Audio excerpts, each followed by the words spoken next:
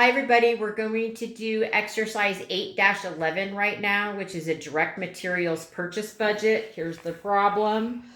Um, we do the direct materials purchase budget after we've done the production budget because we know how many units that we're going to try to attempt to produce. And this is for the materials that we're going to need to use for those units. So it says anticipated sales for Safety Grip Company were 42,000 passenger car tires and 19,000 truck tires. Rubber and steel belts are used in producing passenger and truck tires as follows. So, like for example, for the passenger car, use 35 pounds per unit of rubber and 5 pounds of steel belts. It says the purchase prices of rubber and steel are $1.20 and 80 cents per pound respectively. The desired ending inventories of rubber and steel belts are 40,000 and 10,000 pounds respectively, and estimated beginning inventories are 46,000 and 8,000. So we're going to do the direct materials purchases budget, and here we're going to show what materials we're going to have to purchase and how much. So you'll see here we've got it set up. We've got rubber, steel belts, total pounds for production. We're going to split it up by passenger tires. We'll do the rubber and the steel belts and then the truck tires. And then we're going to calculate the estimated cost of those materials. So if we're looking here, if I'm looking at the rubber, right? The problem tells me that for every car tire, I have 35 pounds of rubber. So I've got 42,000 units times 35 pounds. That tells me that the car, let me put over here car, sorry, that the car tires, we need a total of 1,470,000 pounds of rubber.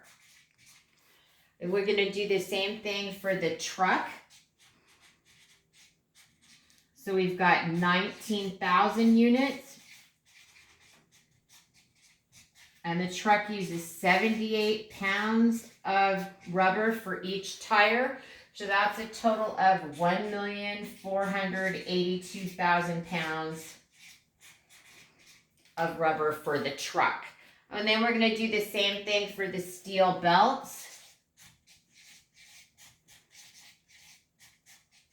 We're looking at the car first. Again, we still have the 42,000 units.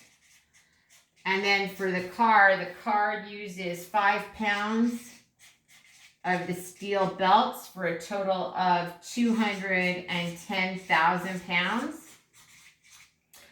And the truck, we've got 19,000 units times 8 pounds per unit of the steel belt, and that equals a total of 152,000 pounds. So we're going to move back over here to the and fill in our budget. So the first thing that we start out with, we've calculated out that the rubber that we need for the passenger tires is 1,470,000 pounds. So we've got our 1,470,000 pounds. For the rubber, for the passenger tires, and for the trucks, we have 1,482,000 pounds.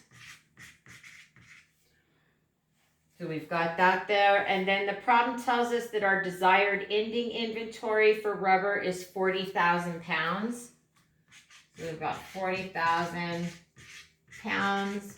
And we're going to add these two together, add all three of these items together, which are going to give us total pounds available of 2,992,000. 2,992,000 pounds. So remember, this is similar to some of the other budgets we were doing. So we're always going to add that desired ending inventory, and we'll subtract the beginning inventory. So now for the rubber, we've got 2,992,000 pounds available. We have an estimated beginning inventory of 46,000 pounds. So we're going to subtract those to get the total pounds that we need for 2,946,000 pounds. The problem tells us that the price per pound is $1.20. We're going to multiply that there. So we're going to multiply it times $1.20. And that's going to give us total direct materials, total rubber to be purchased amount to be $3,535,200.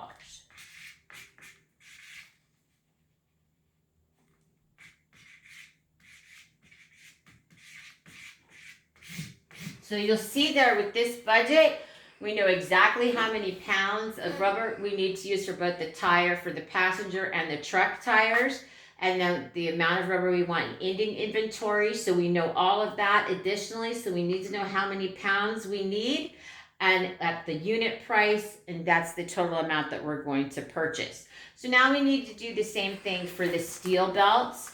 So we're still going to be working here on this, since we already worked out everything originally. Had to give a little direction there to my cameraman. Mm-hmm. So for the steel belts, the passenger tires, we need 210,000 pounds. And then for the trucks, we need 152,000 pounds.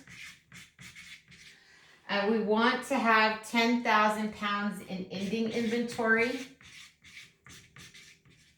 So for our steel, the total amount we have available is 372,000 pounds.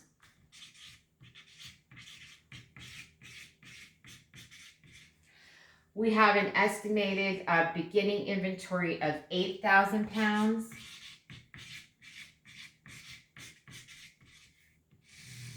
Which means for steel belts, we need 364,000 pounds.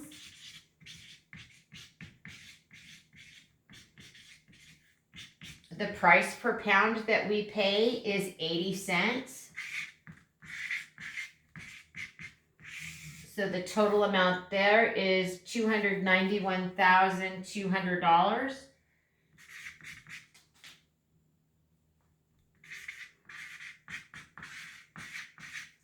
And then what we're going to do is we're going to have just use the bottom line for the total here. So we know the total amount of direct material purchases. We have estimated them to be $3,826,400. So that is adding these two amounts together, $3,826,400. Right? So when you're looking here now, we know the total amount that we're budgeting to purchase and how much that cost should be. So, and when we come back and we're looking at these budgets, we can either look and see that maybe we didn't, maybe we used more pounds per tire than we needed, or that we paid a different price, but that's something that we'll do when we're doing the feedback. So that's how we complete a direct materials purchase budget.